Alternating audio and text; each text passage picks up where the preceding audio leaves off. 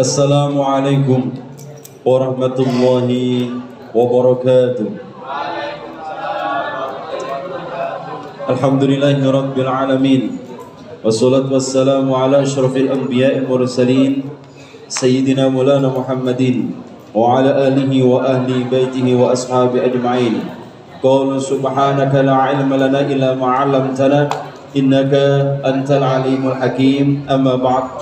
Hadratil muhtaramin, para alim, para ulama segenap, Bapak Ibu dan guru yang hadir saat ini, dan semua siswa-siswa Semariam kelas 10, 11, 12 yang dirahmati, disayangi, dicintai oleh Allah Subhanahu wa taala. Fa insyaallah moga-moga kita semuanya selalu ditolong sama Gusti Allah, selalu diberikan ridhonya Allah Subhanahu wa taala, diberkahi hidup kita, dan moga-moga kita semuanya insyaallah menjadi ahli surganya Allah Subhanahu wa taala. Amin ya rabbal alamin. Mari kita awali dengan baca doa thalabul ilmi.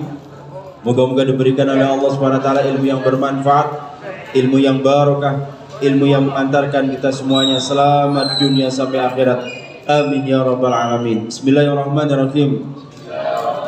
Allahumma anfa'na bima 'allamtana wa 'allimna ma yanfa'una wa zidna ilman nafi'a.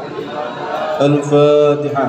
A'udzu billahi minasy syaithanir rajim. Bismillahirrahmanir rahim. Alhamdulillahi rabbil alamin. Arrahmanir rahim. Maliki yaumiddin. Iyyaka na'budu wa iyyaka nasta'in. Ihdinas siratal mustaqim. Siratal ladzina an'amta 'alaihim ghairil maghdubi 'alaihim waladdallin. Amin. Allahumma salli ala sayyidina Muhammad wa ashiri zalimin bizzalimin. Allahumma salli ala sayyidina Muhammad wa ashiri zalimin bizzalimin wa akhrijna min bainihim salimin wa ala alihi wa sahbihi ajma'in. Allahumma sholli ala sayyidina Muhammad. Kita sekarang bahas terkait dengan rukun sholat, yaitu masuk pada i'tidal. I'tidal. Apa yang dimaksud i'tidal? I'tidal adalah kembali berdiri dari ruku'. Makanya itu konsentrasi. I'tidal adalah kembali berdiri dari ruku'. Ini namanya i'tidal, dan mesti paham itu. Nah, i'tidal ini yang dibaca adalah, bacaannya adalah Sami Allahu liman hamidah. Itu ketika waktu i'tidal. Ada dua pendapat terkait dengan Sami Allahu liman hamidah ini. Kalau versinya Imam Syafi'i, itu imam makmum sendiri maupun berjamaah tetap membaca Sami Allahu liman hamidah, kemudian Rabbana lakal hamdu dan seterusnya itu. Kalau versi imam lain seperti Imam Hambali, itu Sami Allahu liman hamidah, termasuk Imam Hanafi ya, langsung Rabbana lakal hamdu ketika mendengar bacaan imam Sami Allahu liman hamidah, makmum membaca Rabbana lakal hamdu dan seterusnya. Ada yang tambahin sampai mil'us samawati wa mil'ul ardi wa mil'u ma syi'ta min syai'in ba'du. Oke, itu ada beberapa pendapat dan harus difahami terkait dengan bacaan Sami Allahu liman hamidah. Sami Allahu liman hamidah ini zikir yang tidak dipakai dalam keseharian. kecuali dalam sholat. Katakanlah dalam istighosah, sampai detik ini juga saya tidak pernah mengetahui ada kalimat ini. Subhanallahal-azim, subhanallahal-azim, la ilaha illallah, sami'allahu hamidah ka'ano. Jadi zikir yang memang hanya dipakai dalam sholat. Selain sholat tidak ada atau tidak dipakai. Nah, sami'allahu liman hamidah ini tahu artinya sami'allahu hamidah? Apa mau sholat gerubak-gerubuk tok? Allahu Akbar ya Allah Akbar. Ngerti Pak kalau Akbar Pak? Allah Maha Besar. Kalau sami'allahu liman hamidah artinya apa?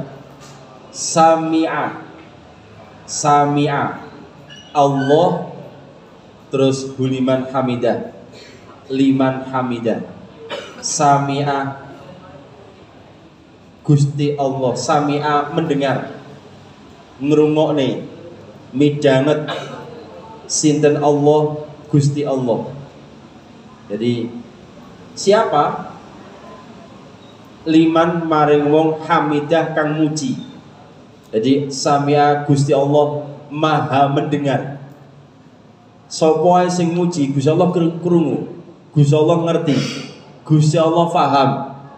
Itu namanya kalau kita baca sami'allahu liman hamidah, berarti Gusti Allah itu mendengar apapun yang kita sampaikan kepada Gusti Allah. Oh cuma gerbak-gerbuk tok. Sami'allahu hamidah kan ngerti artinya. Sami'a maha mendengar. Allah sinten Gusti Allah liman marewong hamidah kang muji. Itu kalau arti apa namanya biasanya nafsu sorobi atau arti pesantren ini. Kalau bahasa Indonesianya ya Allah Subhanahu wa taala maha mendengar hamba yang telah memujinya. Nah, sehingga karena itu yang menjadi bacaan, ya bacaan ketika apa namanya proses i'tidal itu, maka baca Rabbana lakal hamdu mil'us samawati wa mil'ul ardi wa mil'u ma syi'ta min syai'in ba'du. Itu yang tahu artinya. Semoga tahu waca nih Pak. Wah iki. Setelah i'tidal ada yang namanya tumak nina. I'tidal. Nah, tumak nina berhenti sebentar baru baca Rabbana lakal hamdu mil'us samawati wa mil'ul ardi wa min ma syi'ta min syai'in ba'du. Itu kalau diartikan luar biasa ya. Rabbana Tuhan kami, hanya bagimu segala puji yang memenuhi langit, bumi dan segala sesuatu yang telah engkau inginkan. Wah itu hebat. Makanya Gusti Allah kan menguasai semuanya. Karena Gusti Allah kan menguasai semuanya, ojo wedi kalau hidup di dunia. Wis bakal dicukupi Gusti Allah kalau kita jaluke hanya nang Gusti Allah. Cuma kan awake gak pernah ngerasa yakin nang Gusti Allah bahwa Gusti Allah itu maha segala-galanya. Akhirnya uripe itu gantung no menu. Allahumma sholli ala sayyidina Muhammad. Itu i'tidal. Jadi i'tidal adalah bahasa artinya apa Pak? I'tidal itu seimbang. Arti bahasanya seimbang atau kalau bahasa kerennya sekarang namanya moderat. Seimbang, moderat. Nah, ini konsep i'tidal. Apa hikmah dari i'tidal? Jelas kesehatan. Ya, hikmah dari i'tidal itu jelas kesehatannya akan muncul. Di samping kesehatan akan ada gerakan-gerakan yang memang dalam tubuh kita itu menjadikan satu keseimbangan hidup. Ya, satu hikmahnya i'tidal keseimbangan hidup. Hidup apa? Dunia dan akhirat. Makanya kan setelah ruku berdiri itu imbang antara dunia akhirat harus imbang. Satu. Yang kedua, menghindari ekstrim. Bukan es krim ya. Ekstrim. Alias tidak jadi orang fanatik buta. Kalau orang ngerti maksud i'tidal itu, orang itu insya Allah tidak mudah mengkafirkan orang lain sing memang sudah Islam. Kecuali kalau memang orang itu kafir alias selain Islam ya otomatis. Tapi nih sing sudah dia Islam tidak mudah untuk mengkafirkan. Yang ketiga, ketenangan jiwa. Orang yang i'tidal itu jiwanya akan tenang. Kenapa? Berdirinya kan jejeg. Makanya kalau berdiri i'tidal, ojo angger berdiri, apalagi tidak ada tumaknina, berdiri langsung sujud. Berarti ini dia tidak khusyuk. Salat tidak sah. Nek kecepatan alias tumakninanya tidak ada. Tumaknina itu ukurannya adalah subhanallah. Oke. Yang keempat, hubungan baik dengan orang lain. Jadi kalau ngerti maksud i'tidal akan melihat hubungan sama orang lain tambah apik. Oh iya, jenenge awak dhewe makhluk sosial mesti ada kalanya membutuhkan orang lain. 5. Peningkatan kualitas hidup. Kualitas hidup akan meningkat. Bagaimana caranya? Kok bisa dikatakan meningkat? Sebab dia akan seimbang dalam menghadapi hidup ini dan tujuan akan ada prioritas yang lebih baik. Understand? Yes. Okay. Itu maksud atau hikmah dari i'tidal. Berikutnya, setelah tumakninah dalam i'tidal ada sujud sebanyak 20. Sujud sebanyak 2 kali. Dalam sholat itu satu rakaatnya ada sujud 2 kali otomatis. Nah, ketika sujud disunahkan baca subhana rabbiyal azimi, ada nambahi wa bihamdi. Nah, sujud kenapa kok tetap Allahu Akbar?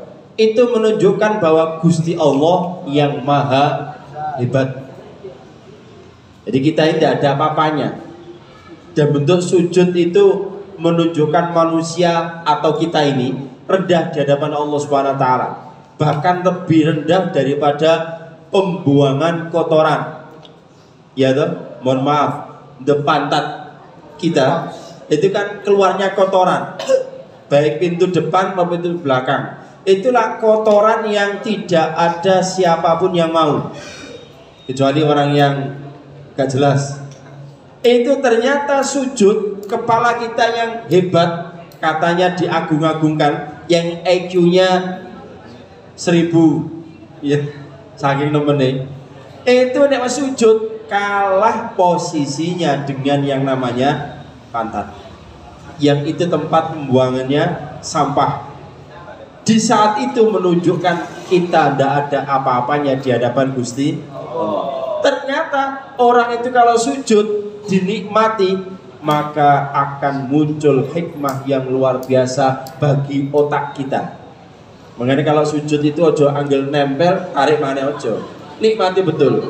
Setiap kita sujud, oksigen itu masuk ke otak kita, peredaran darah kita, maka akan mengirimkan darah segar ke kepala atau ke otak.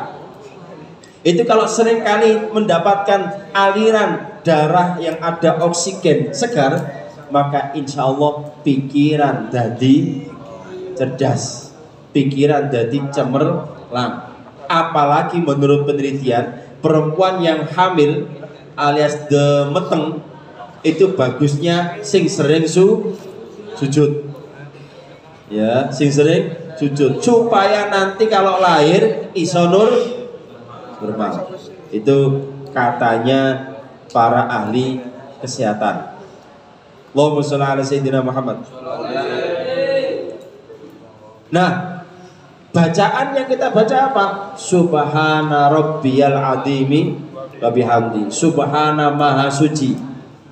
Rabbiya Tuhan saya. Al-adimi kang agung. Subhana rabbiyal adimi wa bihamdi. Wa bihamdi dan pujian hanyalah miliknya Gusti Allah. Ngono ku nek pas sujud maca itu. Jadi kalau terjemahan lengkapnya bahasa Indonesianya, Maha suci Tuhanku yang maha tinggi dan dengan memujimu. Ini sujud ngono. Oh jangan sujud. Oh ya sorry. Subhana rabbiyal a'la bihamdi. Iya. Tadi subhana rabbiyal adimi. Iku nek pas ruku. Pas sujud subhana rabbiyal a'la wa bihamdi. Kenapa kok a'la?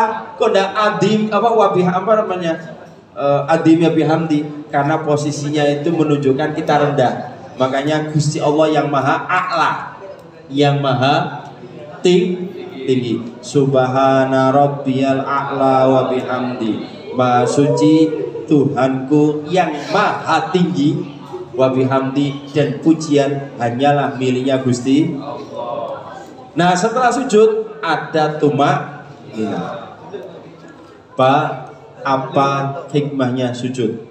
Nah, hikmahnya sujud satu, merendahkan diri. Merendahkan diri itu, diri kita itu direndahkan di hadapan Allah Subhanahu wa taala, gak ono apa nih. Sing besar, sing hebat, sing maha segala-galanya adalah Gusti Allah. Satu. Yang kedua, meningkatkan kesadaran spiritual. Jadi orang itu kalau sujud tambah sadar spiritualnya.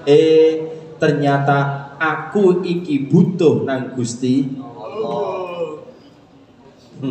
Jadi sanggup. Sadar bahwa kita ini adalah makhluk yang lemah dan kita butuh pertolongannya Gusti Allah, maka lewat spiritual. Sehingga Kanjeng Nabi dawuh, orang yang paling dekat dengan Gusti Allah adalah di saat sujud. Maka perbanyak doa pada sujud. Apa ya Pak? Terserah. Kalau saran dari para ulama lewat Kanjeng Nabi baca tadi itu subhana rabbiyal a'la wa bihamdi. Apakah bertambah yang lainnya? Boleh. Nek salat dhewe. Nek salat bareng akeh ojo. Karena standarnya sudah ada, berjamaah ya bareng. Ya, kira-kira baca subhana rabbiyal a'la wa bihamdi. Kok imam wis duduk melo duduk. Ojo kemudian, loh saya kan belum sampai 3. Ojo pertahankan keegoannya ketika berjamaah. Al imamu liyu'tama bi. Imam itu untuk diikuti. Melo wis. Imame lapo melo lapo dalam gerakan sholat ini. Lupa ngono imam ngentut aku melo. Dadi iki sing keliru. Nek imam ngentut ya batal, berarti harus diganti. 3. Menghilangkan kesombongan. Sujud itu ndadekno wong gak sombong. Ya kan? Tadi saya sampaikan bahwa ketika posisi kepala kita yang paling tinggi, bahkan kepala ini salah satu faktor diarani menungso. Ya kan? Kalau orang tidak punya tangan, tidak punya kaki, masih punya awak, masih punya badan, masih punya kepala, berarti cek menungso. Oh, iku menungso, senajan mohon maaf butuh. Tidak punya kaki, tidak punya tangan. Tapi kalau orang itu punya tangan, punya kaki, punya badan, tidak punya kepala, jernih aranane setan. Wedi kabeh karena jelas tidak bisa hidup dalam logika kita. Maka kepala ini paling hebat. Ya, kepala ini paling hebat. Maka kalau orang dalam kondisi sujud itu kesombongannya akan diturunkan kalau ngerti hikmah daripada sujud. Alias gak sombong maneh. Kate sombong ya Allah, wong kepala yang saya agung-agungkan, intelektual gawe bantah-bantahan. Lah ada sih senengane konco buatan. Itu karena dia punya otak. Tapi di saat sujud kalah dengan posisinya kotoran yang di saat itu mengeluarkan hajat depan belakang pantat itu. Oke, berikutnya Yang keempat, menumbuhkan rasa syukur nang Gusti Allah. Nek pengen syukur nang Gusti Allah, sing sering sujud. Terakhir, 5, meningkatkan konsentrasi. Meningkatkan konsentrasi. Nek pengen iso konsentrasi tingkat tinggi sujud. Makanya kan kadang ada orang sujud itu melek, kadang sing merem. Konsentrasi akhirnya muncul informasi dari Gusti Allah. Makanya kadang ndeleki barang sing ilang, nolei barang sing ilang, wayahe salat mesti muncul. Para ulama-ulama kadang ada ingin memunculkan inovasi dalam bukunya itu lewat sholat. Makanya ketika ada salah satu ulama itu bingung dengan hadis, itu sholat sing nang Gusti Allah. Akhirnya ketemu informasi bahwa hadis ini adalah sahih ataupun tidak. Itu luar biasa. Jadi kalau kita ingin hebat, perbanyak sujud. Wasjud waqtarib. Orang yang sujud itu dekat dengan Gusti Allah. Maka kalau sampean wis sholat, iku sing seneng, sing bahagia. Iki minangka ketemu dengan Gusti Allah. Dan kesempatan sujud manfaatkan dengan sebaik-baiknya. Jarang lagi, Pak, saya belum bisa khusyuk, belum bisa tenanan, gak usah mikir khusyuk. Pak, apakah diterima sholat aku? Belum tentu diterima, belum tentu iya. Tapi ojo mikir ngono, wis pokoknya sholat soal terima atau tidak, opo jari Gusti dilakoni, gak usah mikir terima gak sholat Yang penting ditakdir iso sujud itu hebat.